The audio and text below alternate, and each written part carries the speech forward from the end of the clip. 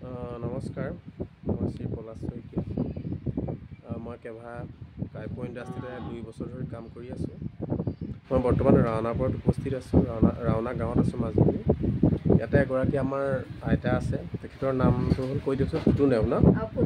পুতু নেওগ।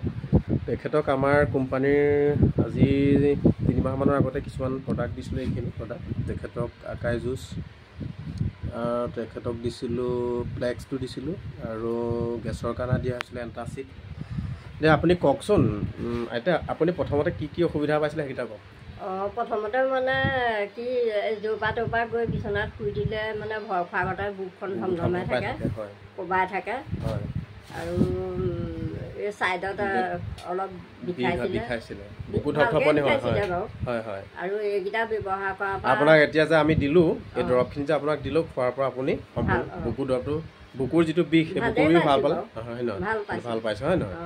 গতিকে আপুনি এই দৰৱখিনিৰ পৰা আপোনাৰ এটা বিশ্বাস হৈছে নাই যে আয়ুৰ্বেদিক এই দৰৱখিনিৰ পৰা বিশ্বাস হৈছে, ভাল পাইছে ন সম্পূৰ্ণ? গতিকে এই দৰৱখিনি আপুনি খাওক আৰু আনকো আপোনাৰ লগৰ মানুহক খাবৰ কাৰণে আপুনি ক'ব দেই। ধন্যবাদ।